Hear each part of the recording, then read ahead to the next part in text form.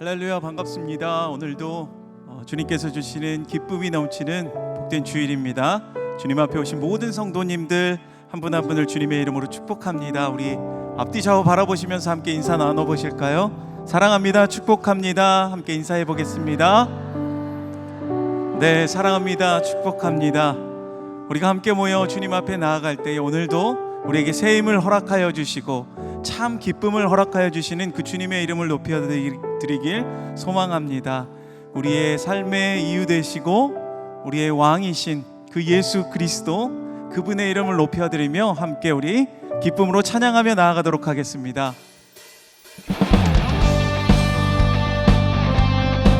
우리 함께 박수며 주님을 높여드립시다.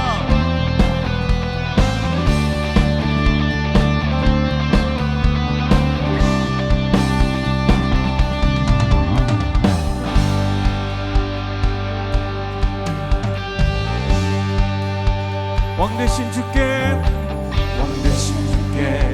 감사하세. 그 사랑 영원하리라. 모든 것 위에 뛰어나신 주, 그 사랑 영원하리라.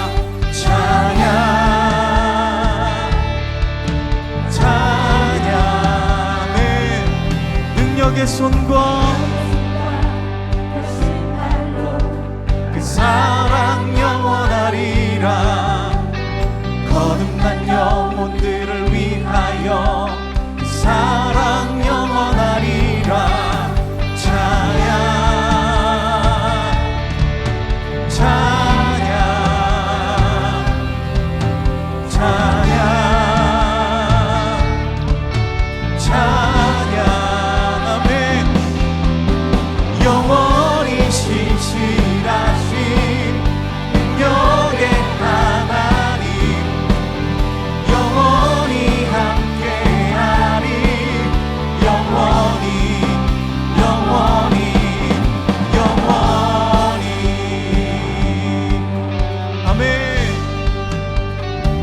해 뜨는 데서 지는 데까지 그 사랑 영원하리라. 주 은혜로 우리 걸어가리. 그 사랑 영원하리라. 찬양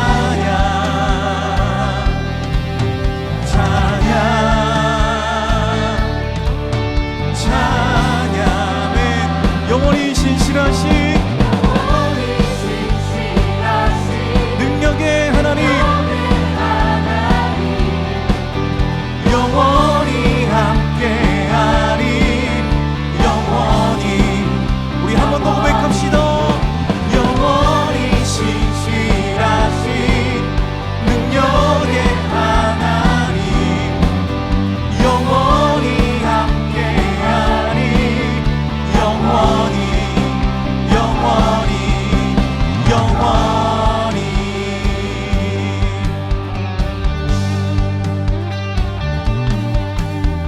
그 사랑 영원하리라.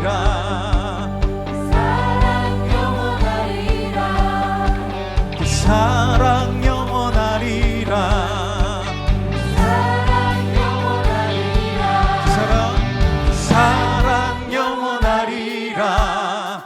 그 사랑 영원하리라. 그 사랑 영원하리라.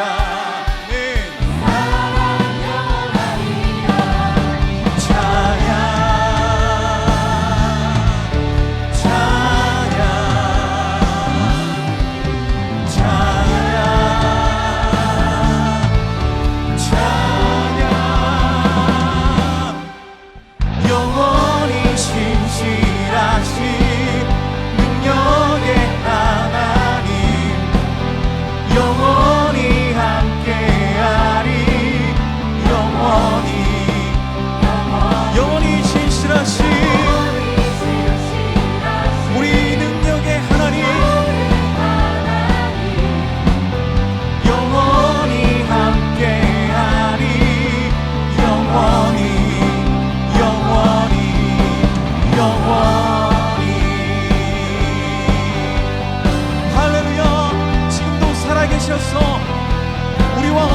함께 하시는 놀라우신 그 하나님, 영원히 찬양받게 합당하신 주님께 우리 감사와 경배의 박수 드립시다. 아멘.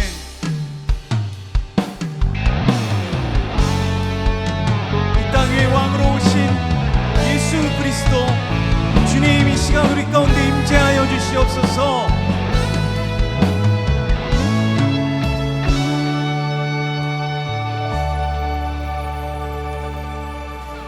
예수 우리 왕이여, 이곳에 오소서. 보좌로 주여 임하사 찬양을 받아 주소서. 주님을 찬양하오니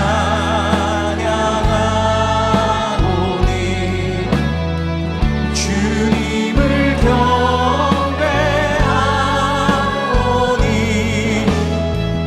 왕이신 예수여 오셔서 좌정하사 다스리소서. 아멘. 예수 우리 왕이여,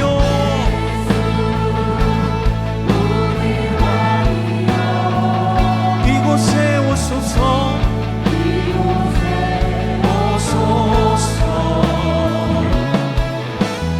보좌로 주여 임하사 찬양을 받아 주소서. 주님을 찬양하오니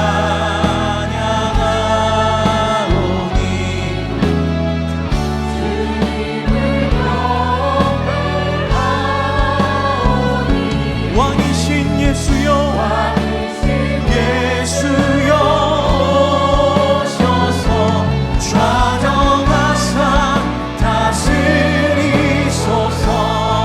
주님을 찬양, 주님을 찬양하,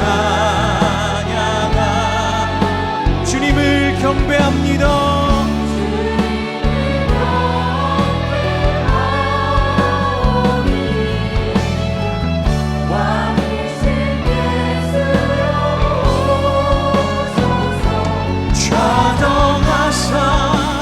우리 함께 두 손 들고 다시 한번 고백합시다. 주님을 찬양하오니 주님을 찬양하,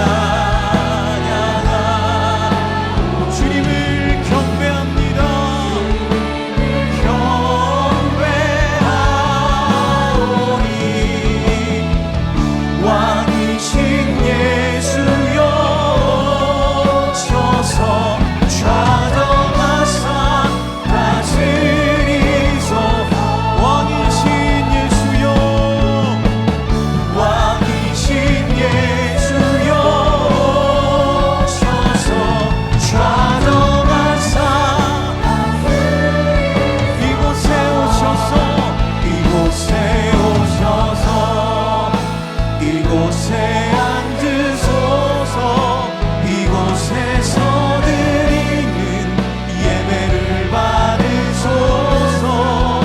주님의 이름이, 주님의 이름만이, 오직 주의 이름만.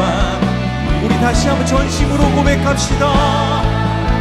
이곳에 오셔서 이곳에 앉으소서. 이곳에서 드리는 예배를 받으소서. 주님의 이름이, 주님의 이름만이, 오직 주의 이름만.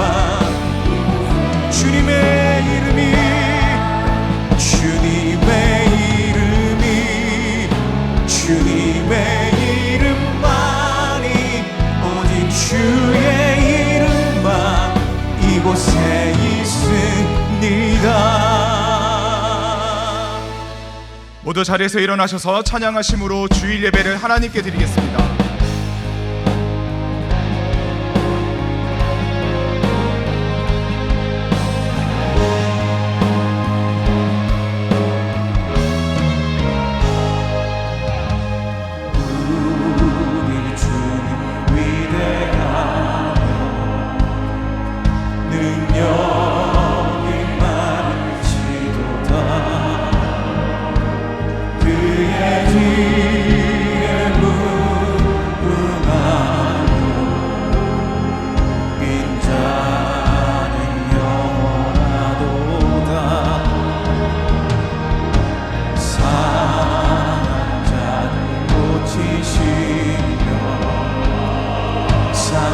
별을 싸매시도다 별들의 수를 세시며 이름을 붙이셨도다 그가 부름으로 하늘을 덮으시며 땅을 위하여 비준비하시니 예루살렘아 여호와를 찬송할지어다 내 하나님을 감사함으로 그 앞에 나가며 주 임재 앞에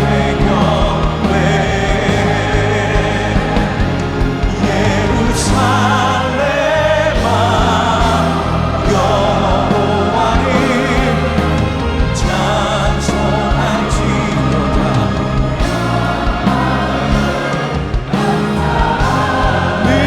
으로 그 앞에 나가며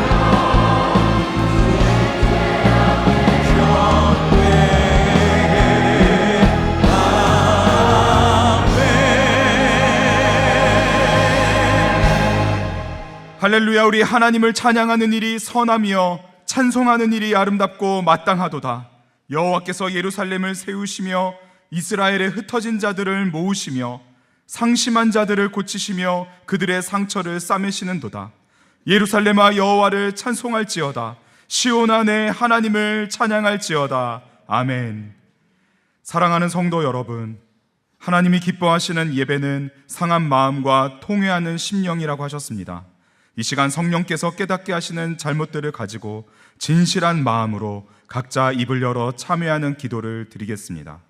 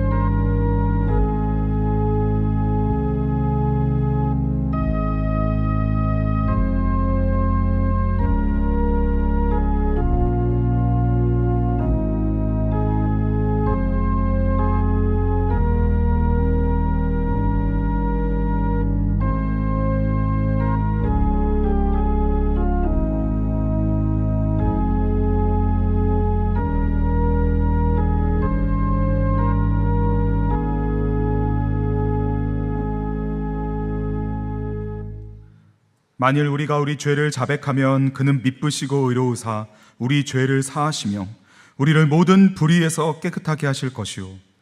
사랑의 주님, 이 놀라운 용서 은총을 허락하신 것을 감사합니다. 이제는 우리가 법 아래 있지 아니하고 은혜 아래 있기 때문에 더 이상 죄가 우리를 주관치 못하는 줄 믿습니다. 이 시간 우리를 다시 한번 성령으로 강건케 하시고 충만케 하여 주옵소서. 예수님의 이름으로 기도합니다. 아멘. 자리에 앉으셔서 함께 찬송하겠습니다.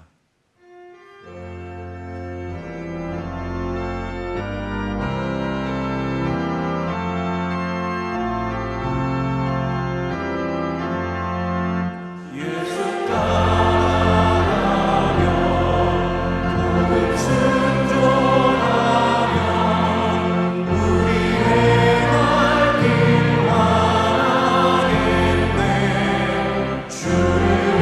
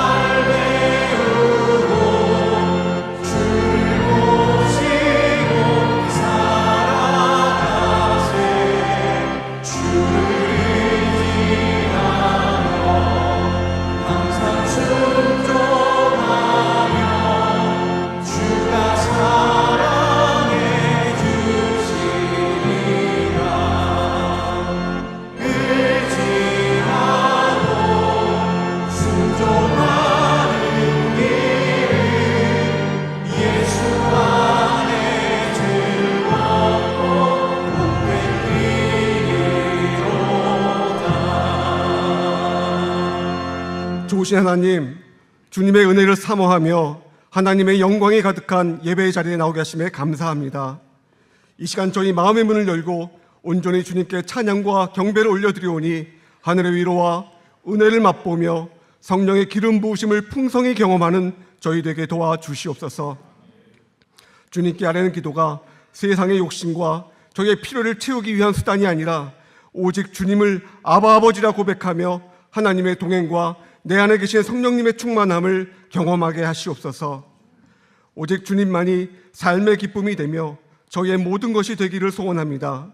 말세의 어둠 속에서도 진정한 빛으로서 세상과 구별된 삶을 드리며 이 땅에서 드러나는 저희 되게 하시옵소서.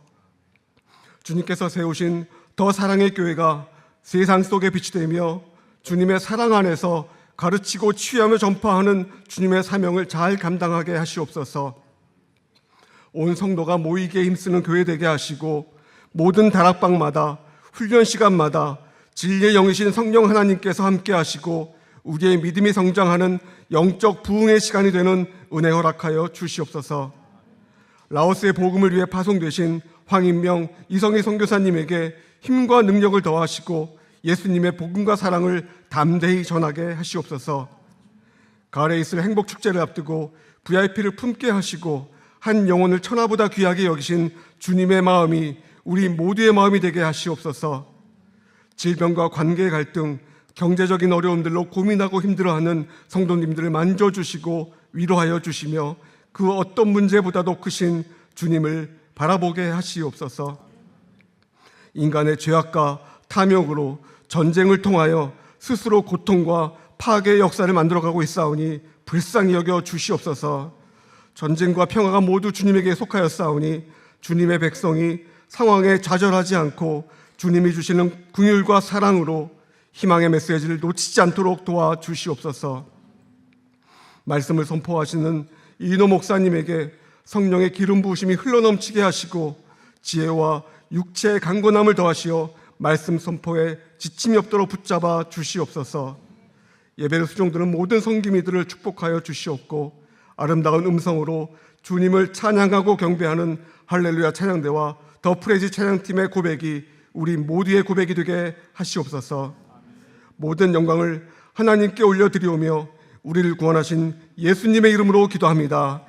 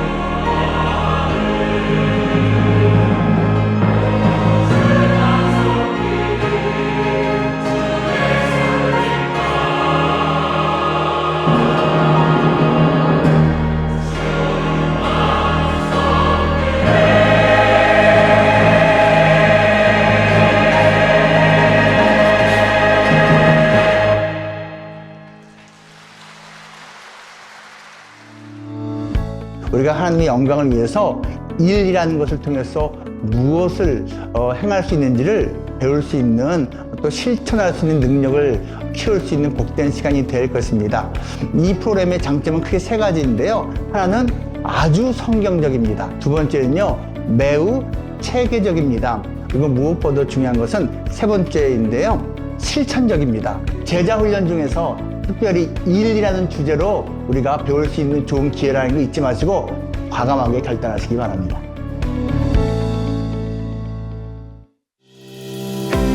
샬롬. 이번 더 사랑 신앙광자에서 복음 중심 베이직 교리로 함께 은혜의 교제를 나눌 유성은 목사입니다.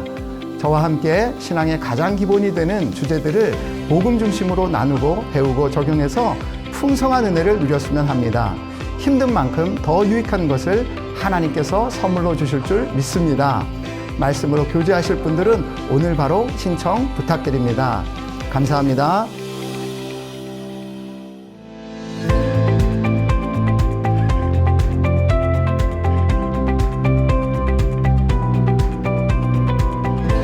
더사랑의 교회 예배에 참여하신 모든 분들을 주님의 이름으로 환영합니다. 새로 오신 분은 예배가 끝난 직후 3층 새가족실에 오셔서 등록해 주시면 감사하겠습니다. 가등록 후 담당 교역자의 등록 신방을 받으시면 정식 등록 교인이 됩니다. 오늘 새가족방 강의는 5과입니다. 지난 주일 2026년 상반기 평신도 훈련 개강 예배가 진행되었습니다. 성장반과 제자반, 사역반, 전도폭발 270여 명의 훈련생들이 예수님의 제자로 온전히 훈련받기 위해 이지한 목사님의 말씀을 통해 결단하고 하나님 앞에 서약하는 시간을 가졌습니다. 훈련생들을 위해 성도님들의 많은 기도와 응원을 부탁드립니다. 행복축제를 위한 1차 VIP 작정을 3월 29일까지 합니다. 주변의 가족과 친구, 이웃 중 3명 이상을 기도로 작정하여 각 층 로비에 있는 제출함에 제출해 주시기 바라며 주보에 게시된 QR코드를 통해서도 제출하실 수 있습니다. 2026년 상반기 신앙 강좌 추가 모집 중에 있습니다. 페이스 앤 워크, 큐티 클리닉, 복음 중심 베이직 교리 2, 개인 기도학교에 성도님들의 많은 관심과 신청을 바라며 상반기 선교 문화 강좌 수강생도 모집 중에 있습니다. 주보 5면을 참조하셔서 다양한 강좌에 참여해 주시고 VIP와 동반 등록하시면 우선 등록의 혜택과 작은 선물을 드립니다. 섬김이를 모집 중에 있습니다. 미래준비팀 교사와 주일 예배 주차 섬김이, 다부 예배 콰이어 및 안내부, 간지부의 성도님들의 적극적인 섬김을 부탁드립니다. 이청년부 정한슬 자매 결혼식이 금주 토요일 오후 5시 수원 DS 컨벤션 DS홀에서 있습니다. 해외 단기 선교 추가 모집, 황해도 프로젝트 모집, 교우동정은 주보를 참조해 주시기 바랍니다.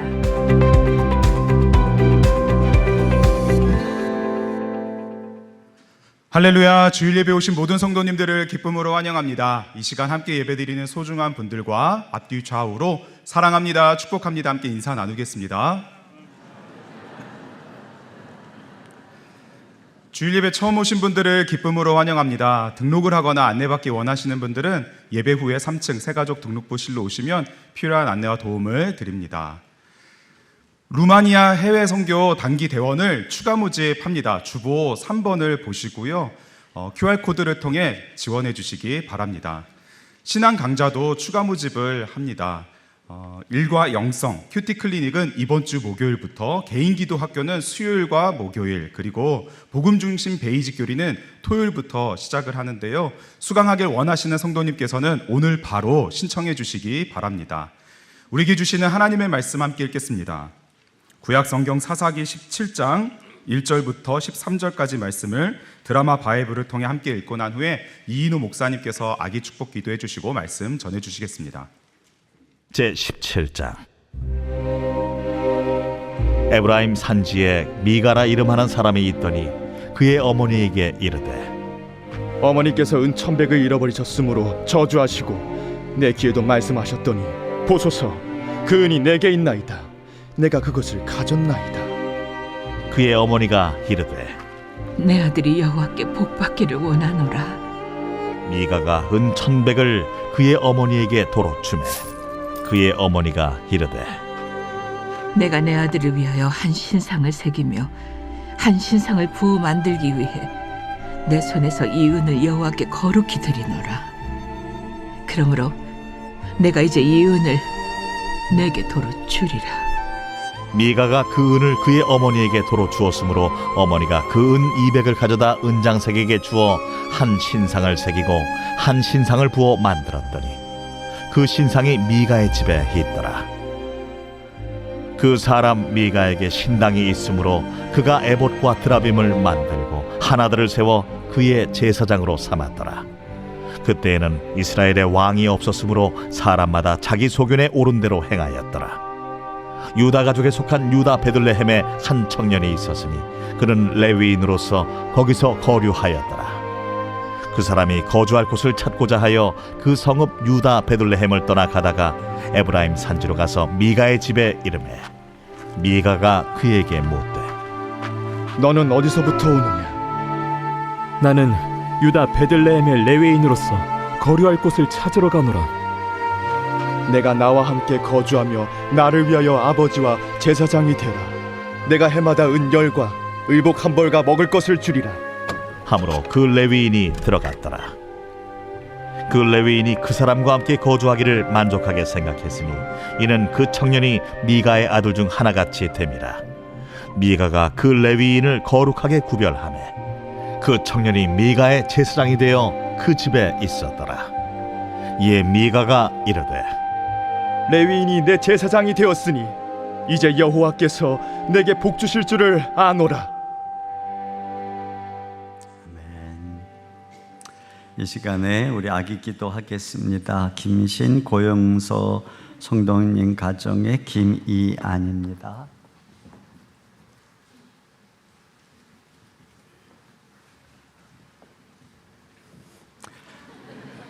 잘생긴 아들이네요. 기도하겠습니다.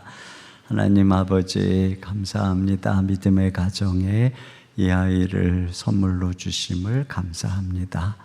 주님, 이 시간 이 아이 머리에 안수하시고 성령으로 기름 부으사 이 아이가 어려서부터 하나님의 감동 가운데 자라게 하옵소서. 말씀으로 이 아이를 양육하시고 세속에 물들지 않는 하나님의 아이로 여호와를 경외하고 예수님을 사랑하는 아이로 자라게 하옵소서.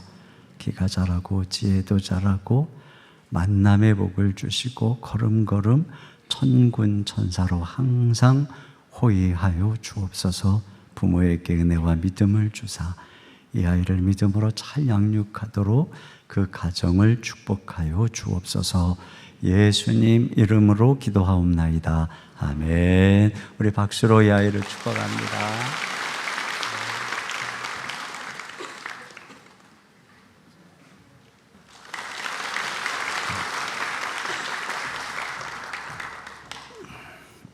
아직도 비가 오나요?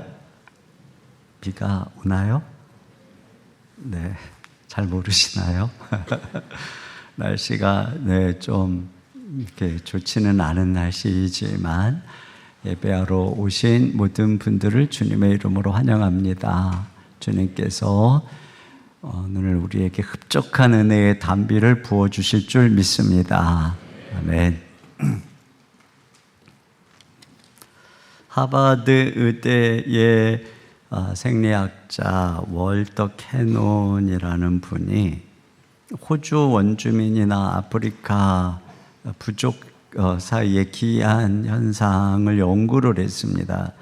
주술사가 부족의 특정인을 향해서 저주하고 죽을 것이라고 했을 때 놀랍게도 그 사람이 시름시름 앓다가 며칠 만에 실제로 죽어버리더라는 것이죠. 캐논은 연구하면서 이것이 주술의 마법 때문이 아니라 두려움, 공포 때문이라는 것을 밝혀냈습니다. 자기가 저주를 받았다는 사실을 인지하는 순간에 교감신경계가 극도로 흥분해서 혈압이 떨어지고 심장에 치명적인 충격을 가하게 되고 또 저주받은 자를 향해서 공동체가 등을 돌려버릴 때 이런 극심한 단절 속에서 스스로 삶의 의지를 놓아버리게 된다는 것이죠. 그러니까 저주가 사람을 죽이는 것이 아니라 저주에 대한 두려움이 스스로를 파괴하더라는 것입니다. 오늘 이 본문 말씀을 이끄는 중요한 동기 중에 하나가 바로 저주에 대한 두려움입니다.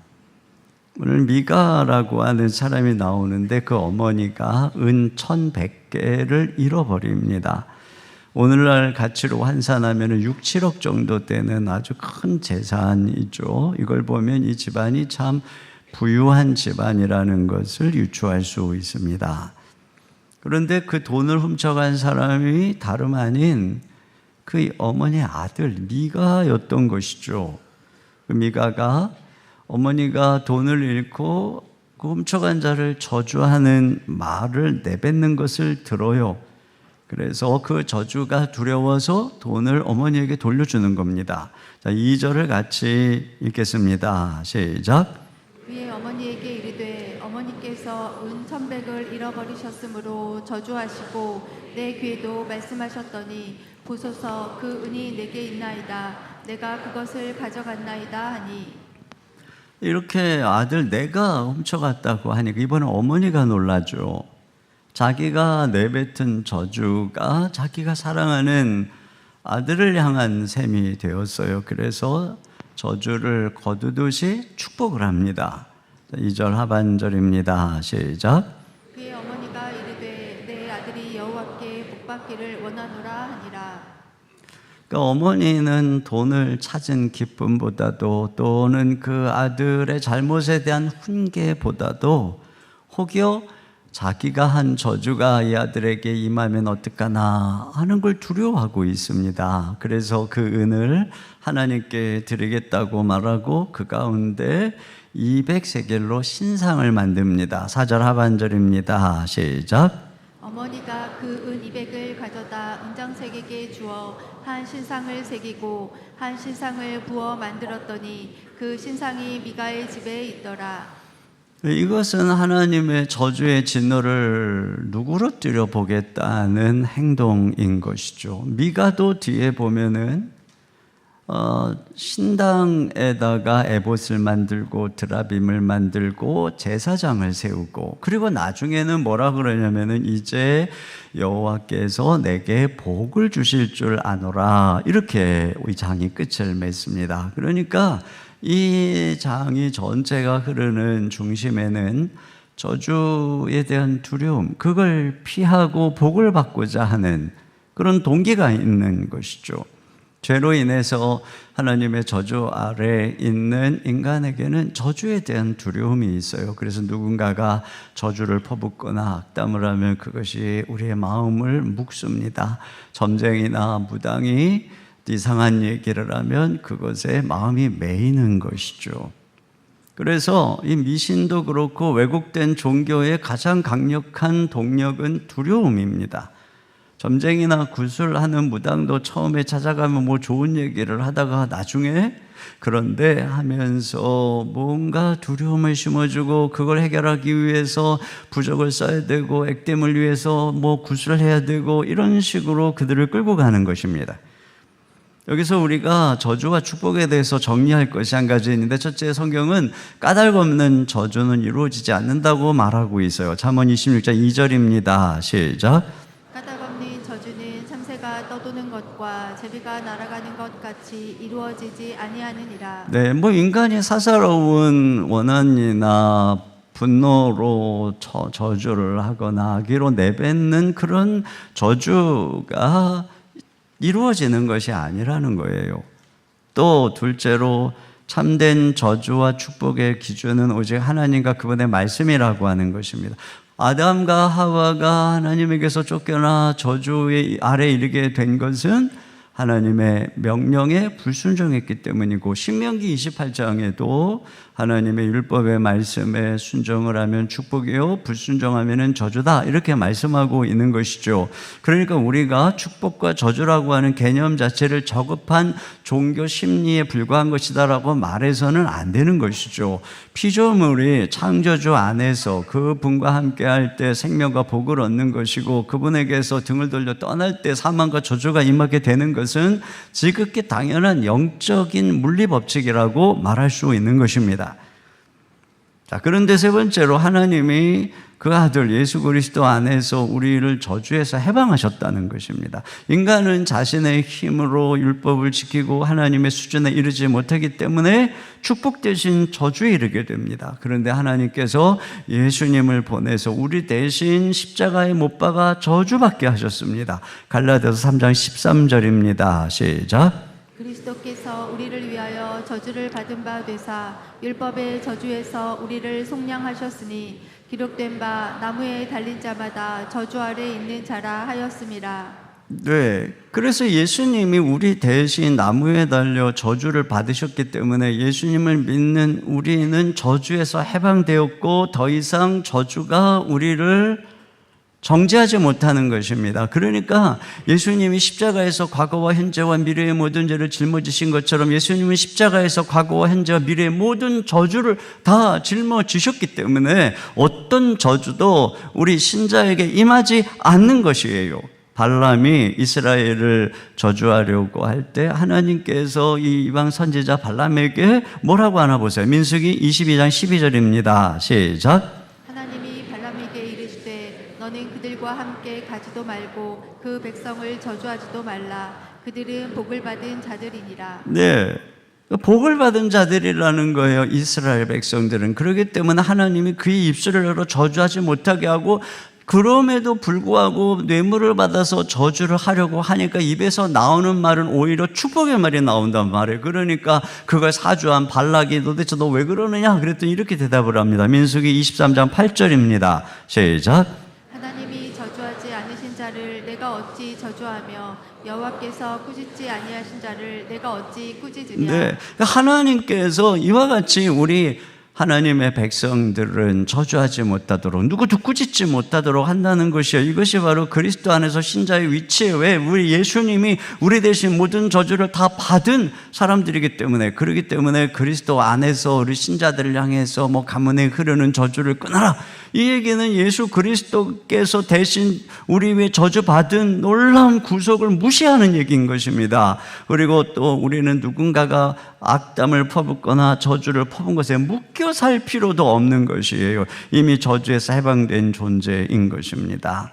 근데 만약에 아직도 나는 저주받을까봐, 벌받을까봐, 무슨 화가 닥칠까봐 이런 두려움으로 우리가 하나님을 섬기고 신앙생활을 한다면 그것은 그리스도께서 이루신 복음에 대한 무지 때문에 그런 것입니다.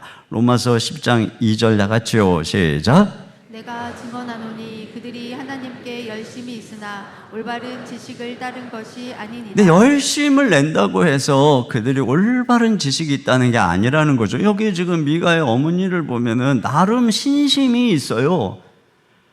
그런데 그것이 올바른 지식에 근거한 게 아니잖아요. 그냥 두려움이라고 하는 종교적 심리에 근거한 것입니다.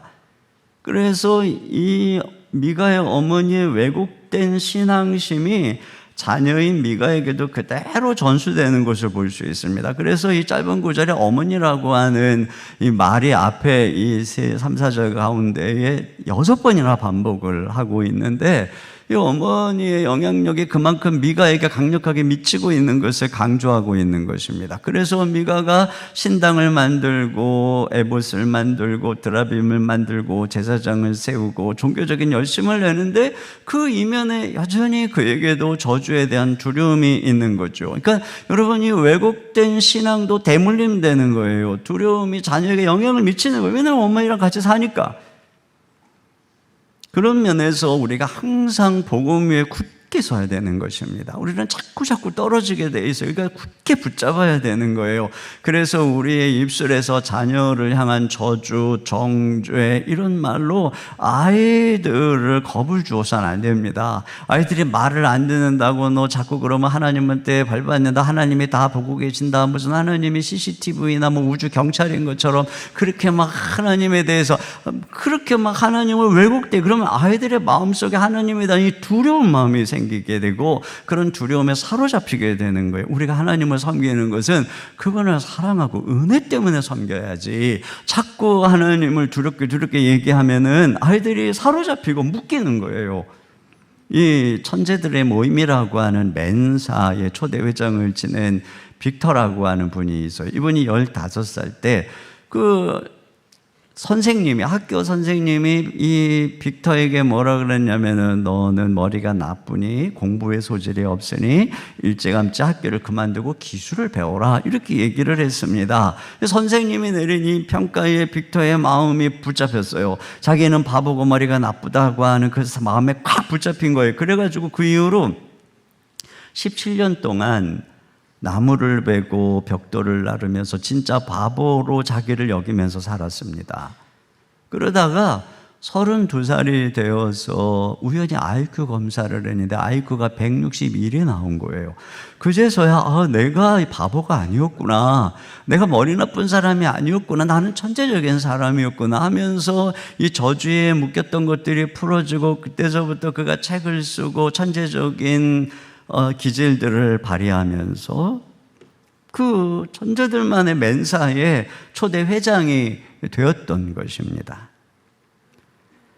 저주의 한마디가, 저주 같은 정죄의 한마디가 어린 아이를 17년 동안 바보로 묶어둔 거죠. 그만큼 아이들에게는 선생님이나 이 부모의 말 한마디가 엄청난 거예요.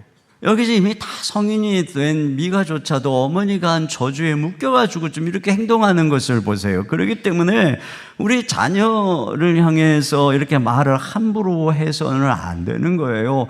그 아이가 예수 그리스도, 어떠하더라도 그 아이가 예수 그리스도 안에서 복받은 아이라고 하는 것을 생각해야 되는 거예요. 빌리 그레함 같은 게 어려서 맨날 말썽 부리고 막 옆에 있는 사람들이 아이고 너 커서 이제 뭐가 되려고 그러는지 모르겠다 막 이러면서 야단을 치고 그럴 때 그 할머니가 대구장이 손자의 그 말썽 부리는 것보다 장점을 항상 봤어요. 너는 말을 잘하고 사람을 끄는 재주가 있으니 너는 앞으로 좀 훌륭한 사람이 될 거라고.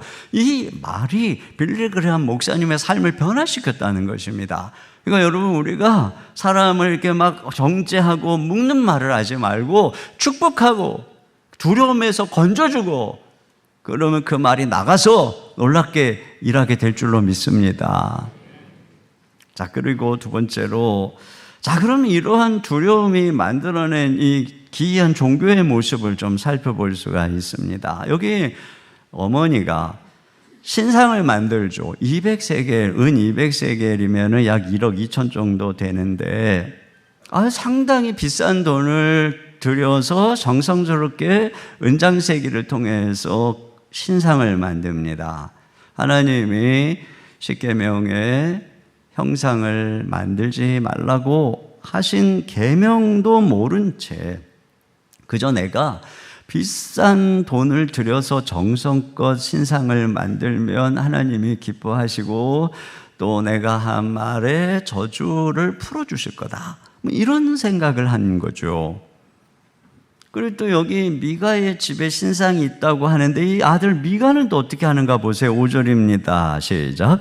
그 사람 미가에게 신당이 있으므로 그가 에봇과 드라빔을 만들고 한 아들을 세워 그의 제사장으로 삼았더라. 여러분, 미가도 저주를 피하고 복을 얻으려는 불안 속에서 계속 종교적인 장치를 더해가고 있어요. 여기 에봇은 원래 대제사장의 의복입니다. 그래서 그 가슴에 우림과 둠밈이 있어서 그것으로 기흉을 점치는 데 사용을 했어요. 국가적인 또 명운과 길들을 점치는 데 사용을 했습니다. 그런데 이것이 이 사사기에서 개인의 기흉을 점치는 주술적인 도구로 전락한 것입니다. 그리고 드라빔 역시 이방 무속의 우상으로 점치는데 사용하는 도구입니다. 그러니까 지금 이 신당은 오늘날로 하면은 무당이나 점장이가 점을 치는 점집과 같은 거예요. 그런 기능을 하고 있습니다. 그래서 여기에 아들을 제사장으로 세웠다는 것은 우리가 생각하는 그런 의미의 제사장이 아니고 아마 그 당시에 이교도들의 그 무속인들이 점 보는 법을 가르쳐서 세우지 않았을까 유추하게 됩니다. 사람들이 점장이나 무당을 찾아가는 목적은 하나예요. 어떻게 하면은 경건하고 거룩하게 살까가 아니죠. 어떻게 해야 화를 면하고 두려움을 면하고 복을 받을 수 있을까? 이것입니다. 이렇게 두려움에 근거하면 이와 같이 이렇게 미신 같은 종교를 따라가게 되는 것입니다. 자, 그런데 여기 한 레위인 청년이 등장을 합니다. 한 레위인인 청년이 떠돌다가 미가의 집을 방문하게 되는데 어디서부터 왔냐 그러니까 이제 자기가 거주할 곳을 찾는다 이렇게 얘기를 합니다. 그래서 미가가 레위인을 자신의 제사장으로 고용을 해요. 10절을 같이 보겠습니다. 시작. 미가가 그에게 이르되 내가 나와 함께 거주하며 나를 위하여 아버지와 제사장이 되라. 내가 해마다 은열과 의복 한 벌과 먹을 것을 주리라 하므로 그 레위인이 들어갔더라. 네. 그래서 은 10개와 의복 한 벌 그리고 먹을 것을 주고 그를 이제 자기 집에 제사장으로 고용을 한 것이에요. 자, 그리고 나서 미가가 이렇게 얘기합니다. 13절입니다. 시작. 이에 미가가 이르되 레위인이 내 제사장이 되었으니 이제 여호와께서 내게 복 주실 줄을 아노라 하니라. 네. 나름 자격이 있어 보이는 레위인이 제사장이 되었기 때문에 하나님께서는 이스라엘 백성들에게 제사장을 통해서 복을 주시잖아요. 그렇기 때문에 이제 저주는 물러가고 내게 복이 주어질 것이다. 이렇게 아노라 이 얘기는 이제 내가 저주를 피하고 복을 확보할 장치를 마련했다. 그런 안도감인 것입니다. 그래서 결국 그는 이 두려움이 여기까지 끌고 와서 결국 그는 신당을 만들고 그 자기의 작은 개인의 신당에 하나님을 형상으로 만들어서 두고 거기에 가두고 마치 알라딘의 요술 램프처럼 자기의 복을 위해서 사용하는 그런 내용인 것이에요. 그런데 여러분 여기에 자기가 복을 받을 거라고 생각하니 레위인도 가만히 생각해 보면은 문제가 있어요. 먼저 레위인이 다 제사장이 되는 건 아니거든요. 레위인 중에서 아론의 지파만이 제사장이 될 수 있습니다. 근데 지금 그 부분이 확인이 안 됐어요. 또 레위인 청년이라고 그러잖아요. 제사장이 되려면 30세가 돼야 됩니다. 그러니까 아직 나이도 제사장이 될 나이가 안 됐어요. 그리고 레위인은 자기가 거주해야 되는 지역이 정해져 있어요. 각 지파에서도 정해진 도시가 있습니다. 그런데 그는 그 정해진 곳을 이탈해서 자기의 생계를 위해서 이리저리 떠돌아다니는 거예요. 그러니까 그가 레위인이라는 것 외에는 자격이 없고 세속화된 타락한 종교인이라고 할 수 있습니다. 그리고 그는 미가가 나의 개인적인 제사장이 되죠. 이거 엄청난 부자잖아요. 그가 내 개인의 제사장이 되죠 하니까 되게 만족스러워합니다. 11절 같이 보겠습니다. 시작. 거주하기를 만족하게 생각했으니 이는 그 청년이 미가의 아들 중 하나같이 됨이라. 그는 어떤 레위인으로서 하나님께 구별된 자로 사명을 따라 사는 게 아니고 더 나은 처우를 따라서 돌아다니는 겁니다. 그 뒤에 가면은 이제 다음 장에 가면 더 큰 지파의 대우를 외면하지 않고 그리로 따라갑니다. 하나님을 섬기는 거룩한 사명과 직분을 자기의 생계를 위한 직업으로 전락시켜 버린 것이죠. 종종 아주 부유한 자들 곁에는 이 레위인 청년처럼 그의 개인 제사장을 자처하는 종교인들이 가까이 있는 것들을 종종 보게 됩니다. 온갖 축복으로 그와 가족에게 위안을 주면서 뭔가를 얻고자 하는 것이죠. 여러분, 결국 이 두려움으로 불안한 신자는 그 불안을 달래줄 종교인을 찾다가 이처럼 병들고 타락한 종교인을 만나게 됩니다. 그리고 이 타락한 종교인은 그의 두려움과 불안을 이용해서 무엇인가를 얻어내고 자기의 자리를 만드는 거예요. 누군가가 갑작스럽게 사업의 부도나 건강에 문제가 찾아오면 두렵잖아요. 그러면 정상적인 목회자는 그를 위로하고 공동체에서 같이 기도해주고 그러거든요. 그런데 이 병든 종교인은 이 두려움을 파고듭니다. 집사님, 가정에, 가문에 흐르는 저주가 있는 것 같아요. 하나님께 드려야 될 예물을 떼먹었죠. 100일 특별 작정 기도를 하면서 매일같이 하나님께 예물을 바치세요. 이런 식으로 그에게 겁을 주고 공포심을 자극하는 거예요. 그리고 가만히 보면은 조금 치유의 은사가 있거나 예언을 한다고 하는, 신령하다고 하는 분들 중에 덜어 상대방의 두려움을 이런 식으로 악용하고 위협하고 자기가 조종하려고 하는 경우들이 많이 있습니다. 어떤 목회자는 우리 교회에 잘 붙어있고 목사인 나에게 순종하면 자녀가 복을 받고 사업이 형통하고, 반대로 우리 교회를 떠나고 나의 뜻을 거스르면 하나님의 보호막이 거치게 되고 저주를 받을 것이다, 이렇게 은연중에 세뇌를 합니다. 그러면 이 두려움에 사로잡힌 성도는 그 저주에 사로잡혀서 부당한 요구에 맹목적으로 순종하는 거예요. 오늘 이 본문의 장면은 이 두려움에 사로잡힌 무지한 신자와 타락한 종교인의 환상적인 콜라보입니다. 겉으로 보면은 굉장히 신실한 종교적인 형태를 유지하고 있어요. 그러나 내면을 보면은 우상숭배에 빠진 신당이에요. 하나님과 관계를 맺고 거룩해져 가는 것이 아니라 복채를 주고 거래를 하는 것에 이상도 이하도 아닙니다. 신앙이 미신이 되고 예배당은 신당이 되는 것이죠. 그런데 문제는 뭐냐면 이들은 자신들이 타락했다는 사실조차 모른다는 거예요.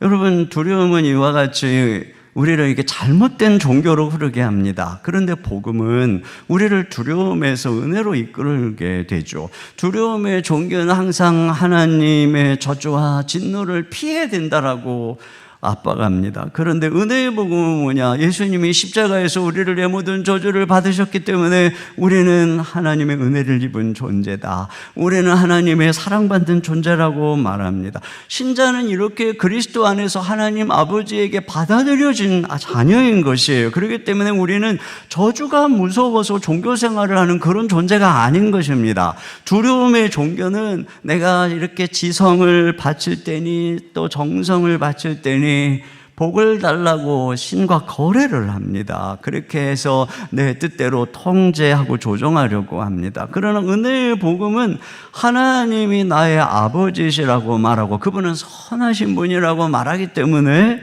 내가 통제하려는 것이 아니라 그분의 선하신 뜻에 나를 맡기고 신뢰하는 것이에요. 두려움의 종교는 내가 두려워서 순종하고 섬기게 되는 거예요. 그러지 않으면 화를 입을까 봐. 그런데 은혜의 복음은 이미 내가 사랑받았고 은혜를 받았기 때문에 섬기는 것이고 예배하는 것이고 순종하는 것입니다. 그래서 이 두려움은 불안으로 뭔가 의지할 대상을 계속 붙잡아요. 어떤 용하다고 아는 사람을 찾아가고 어떤 체험을 찾아가고 그러다가 아주 이상하게 되는 경우들을 얼마나 많이 봤는지 몰라요. 그러나 은혜의 복음은 오직 믿음으로 나를 살리신 십자가를 붙들게 하고 예수님만 바라보고 이 건강한 공동체 안에 머물게 하는 것입니다. 우리에게 종종 두려운 일들이 찾아오죠. 그럴 때마다 이 귀신은 귀신같이 냄새를 맡고 와가지고 우리를 유혹하는데, 여러분 그럴 때일수록 용하다고 하는데 찾아가지 말고 말씀으로 돌아가고 예수님의 십자가와 능력 가운데 나가시고 주님만 바라보시기를 주의 이름으로 축원합니다. 자, 그런데 마지막으로 오늘 보면은 사사시대 이런 영적 타락의 원인을 한 문장으로 요약해서 말하고 있어요. 6절입니다. 시작. 그때 이스라엘 왕이 없었으므로 사람마다 자기 소견에 옳은 대로 행하였더라. 여기 보면 우리가 바로 지금까지 본 미가의 집안의 일이 소견에 옳은 대로 행한 것이라고 말하는 거예요. 그가 개인 신당을 만들고 에봇을 만들고 드라빔을 만들고 개인 제사장을 고용한 것에 대해서 이거는 자기 소견에 옳은 대로 행한 것이다, 이렇게 말하죠. 이미 이스라엘에는 공적인 신앙의 질서가 있어요.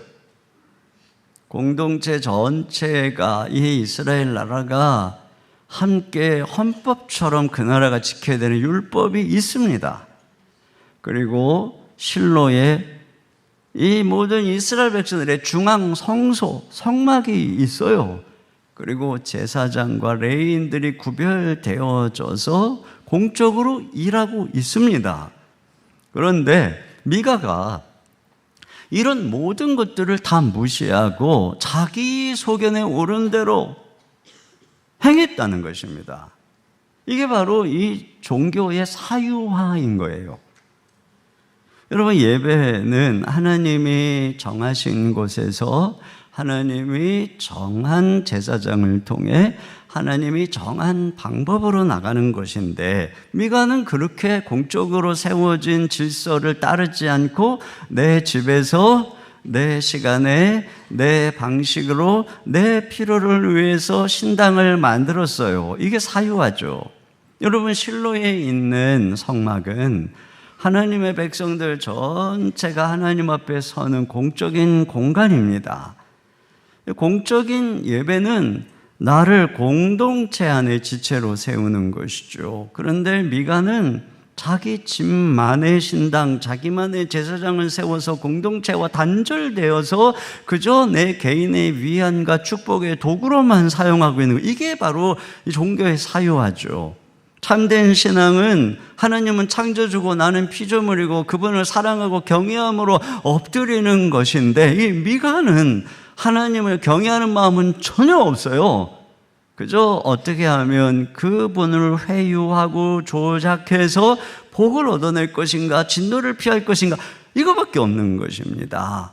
그렇기 때문에 미가의 신당은 하나님을 우리 집에 가까이 모신 것이 아니라 이 작은 상자 안에, 내 통제 안에 가둬버린 것이에요. 그리고 제사장은 내 필요를 충족시키는 서비스 제공자에 불과한 것이죠. 이것이 바로 신앙의 사유화인 것입니다. 오늘날은 이런 미가의 신당이 더 세련된 모습으로 다가오죠. 미국의 사회학자 로버트 벨라라고 하는 분이 마음의 습관이라고 하는 책에서 미국인들의 종교와 삶의 방식을 연구하면서 쉴라 라슨이라고 하는 한 간호사와 인터뷰를 합니다. 그녀는 자신의 신앙을 이렇게 설명했어요. 저는 하나님을 믿어요. 하지만 교회를 언제 마지막으로 갔는지는 기억도 안 나네요. 제 신앙은 그냥 저만의 신앙이에요. 굳이 이름을 붙이자면 쉴라이즘이라고 할 수 있겠네요. 자기 이름이 쉴라, 거기다 이즘을 붙인 거예요. 그냥 내 안에 작은 목소리를 듣고 나 자신을 사랑하고 스스로에게 관대해지는 거, 이게 제 종교예요. 자기 이름에 이노이즘, 현정이즘, 제 아내 이름입니다. 현정이즘. 이런 식인 거죠. 거기에는 그냥 내 생각만 있는 거예요. 내 소견만 있는 것입니다. 뭐 성경의 권위도, 뭐 교회의 가르침도, 목회자의 가르침도 없어요. 공동체도 없어요. 그저 내 안에 있는 작은 목소리가 유일한 기준인 것입니다. 문화 비평가인 필립 리프라고 하는 분이 현대사회를 진단하면서 오늘날의 인간이 종교적 인간에서 심리적 인간으로 변화되고 있다는 거예요. 과거의 종교적인 인간은 자기를 어떻게 쓰든 부인하고 더 높은 차원의 진리를 추구하고 구원과 거룩을 갈망했다면, 오늘날 인간들의 관심사는 심리적인 만족, 웰빙, 자아실현, 내면의 평안이라는 것입니다. 그래서 진리가 무엇이냐, 이게 중요한 게 아니라 내 마음이 무엇이 내 마음을 편하게 해주는가가 중요하다는 것이죠. 그러니까 신앙의 목적도 거룩의 실현이 아니라 치유라는 거예요. 치유. 그래서 더 이상 신앙은 자기를 부인하고 죄를 회개하고 하나님, 예수님을 닮아가고 사랑하고 헌신하는 것이 아니라 오직 내 상처를 치유하고 스트레스를 완화해 주는 영적 신경 안정제처럼 역할을 해야 된다는 거죠. 그래서 교회에서 죄를 지적하거나 희생과 헌신을 요구하면 가차없이 돌아선다는 겁니다. 그리고 하나님도 내 인생의 주권자가 아니라 우주적인 심리 치료자로 전락했다는 것이에요. 더군다나 요즘에는 뭐 유튜브에서 내 취향에 맞는 찬양, 내 취향에 맞는 설교자, 뭐 내 취향에 맞는 예배 이렇게 선택하고 뭐 구독하고 좋아요 누르고, 또 뭐 들어봤더니 하나님의 공의, 십자가, 뭐 거룩함, 자기 부인 뭐 이런 불편한 거 얘기하면은 뭐 또 구속 취소하고, 내 정치적 성향과 경제적 성공과 처세술에 부합하는 그런 말씀들을 막 취사 선택해가지고 나에게 최적화된 맞춤형 예배, 맞춤형 설교자, 맞춤형 찬양을 만들어요. 나만의 신당에서 자기만의 예배를 드리는 사람이 얼마나 많은지 몰라요. 앞으로 아마 AI가 발전되면은 각자의 취상에 맞는 최상의 설교자를 AI가 만들어 주겠죠. 그러면 각자가 그런 목회자를 소유하게 되고, 이 미가처럼 자기만의 제사장을 다 소유하는 뭐 그런 시대가 올지도 모르고, 이미 그런 사람이 있는지도 모르겠어요. 이게 지금 심각한 타락으로, 거의 사사기와 똑같은 그런 시대의 현상으로 오늘 이 시대가 흘러가고 있어요.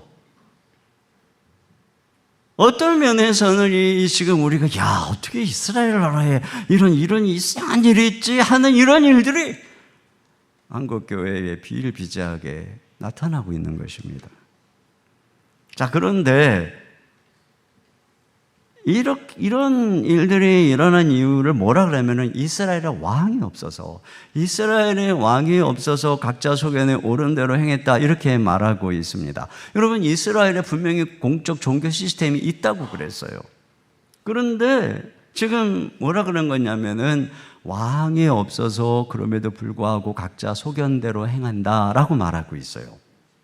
여러분, 실제로 다윗 때 가거나 히스기야 때나 여호사밧 때나 아서왕 같은 때를 보면은 이 왕이 올바로 서서 통치를 할 때 이스라엘에 만연한 우상을, 또 산당을 다 무너뜨리고 우상 숭배하는 자를 심지어 죽이기까지 합니다. 그렇게 함으로써 이상한 행태가 이스라엘 사회에서 자리 잡지 못하게 해요. 그런 면에서 여기서 지금 말하는 바는 뭐냐면, 이 시대에는 무엇이 하나님 앞에 옳고 그른지 공동체적으로 판별하는 공적 권위가 실종됐다는 것입니다. 그래서 이렇게 왜곡된 종교 현상이 제지되지 않고 그 사회 속에 굴러가고 있는 것이에요.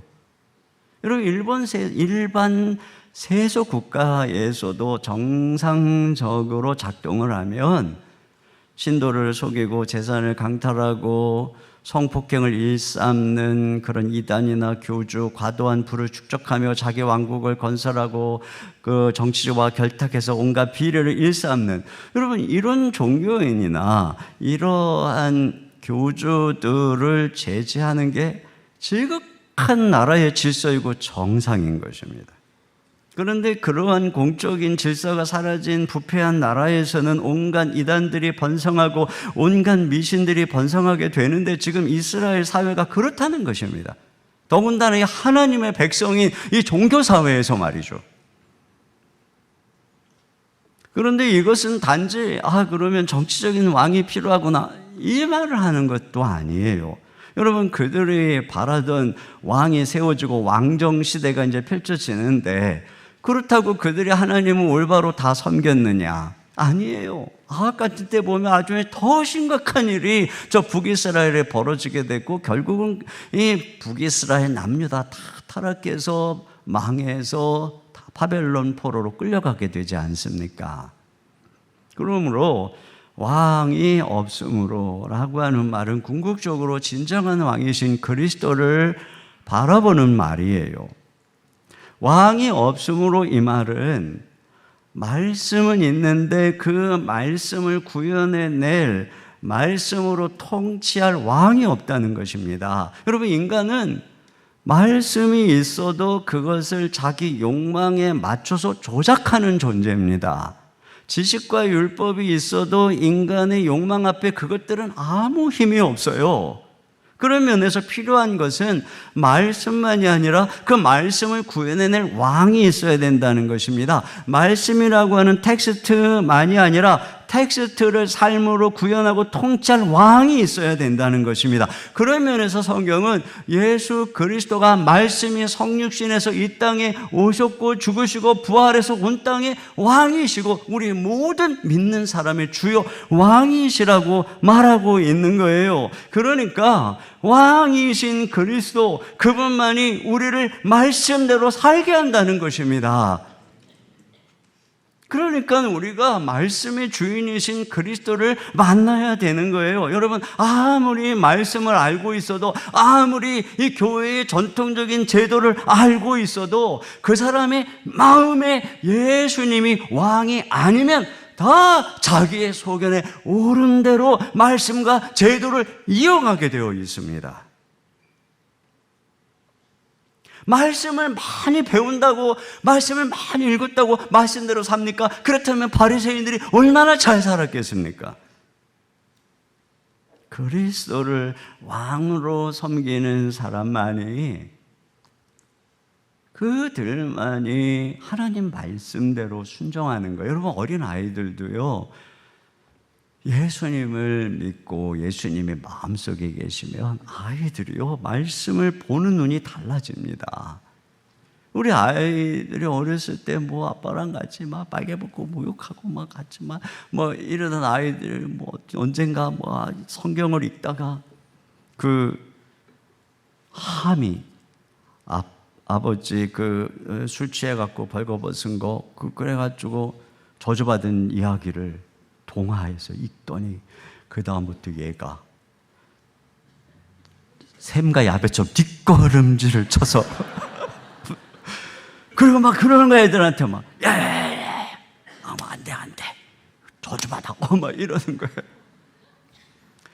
그뿐이 아니에요. 잘하면서도 예수님의 마음에 있으니까 그저 하나님 말씀을 옛날 이야기 취급하는 게 아니라 전도사님에게 말씀을 듣든지 뭐 그냥 그 말씀을 마음에 깊이 두고, 그렇게 부모 말 안 듣던 애가 말씀 듣고 와서 밖에 변하기도 하고, 이런 일이 생기는 그 근본적인 것은 예수님을 만날 때, 그 마음의 중심에 예수님이 계실 때 비로소 하나님의 말씀이 내 삶을 통치하기 시작하고, 우리가 자기 소견을 버리고 내 주관을 버리고 내 욕망이 원하는 걸 버리고 그 말씀대로 살아갈 수 있게 되는 것이에요.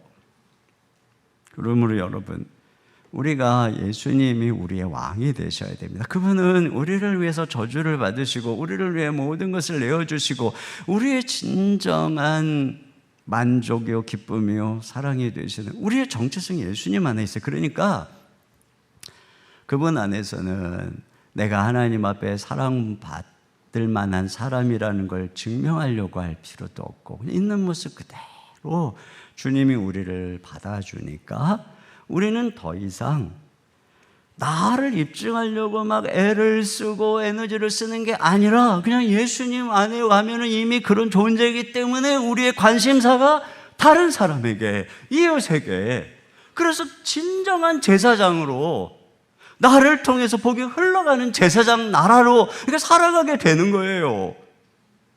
그래서 우리 주변에 아직도 두려움 가운데 있는 사람들에게 눈을 돌리고 그들에게 참 진리이신 예수 그리스도를 소개하는 이러한 복의 통로로 다른 사람들에게 관심을 가진 존재로, 이게 진정한 우리의 모습인 것이에요. 그것이 예수님 안에서 구현되는 것이, 우리의 왕이신 예수님 안에서 그렇게 살아야 됩니다, 이게 종교입니다, 그렇게 해서 되는 게 아니고 왕이신 예수 그리스도, 그분이 우리 마음의 중심에 계시고 우리의 교회의 중심에 계시고 우리 가정의 왕이 되시고 우리 직장의 왕이 되실 때 종교는 사유화를 넘어서 이기심을 넘어서 우리 이웃에게 그리스도의 사랑을 전하는 모습으로 나타나게 되는 줄로 믿습니다. 우리 이 시간 자리에서 일어나셔서 우리 같이 예수 우리 왕이요, 우리 찬양 같이 드리도록 하겠습니다. 예수 우리 왕이요 이곳에 오소서, 보좌로 주여 임하사 찬양을 받아 주소서. 주님을 찬양하오니 주님을 경배하오니 왕이신 예수여 오셔서 좌정하사 다스리소서.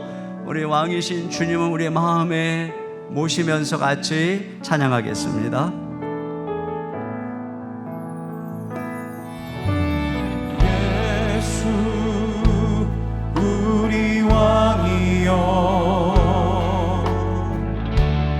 이곳에 오소서,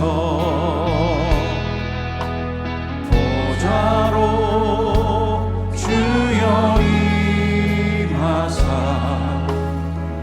찬양을 받아 주소서. 주님을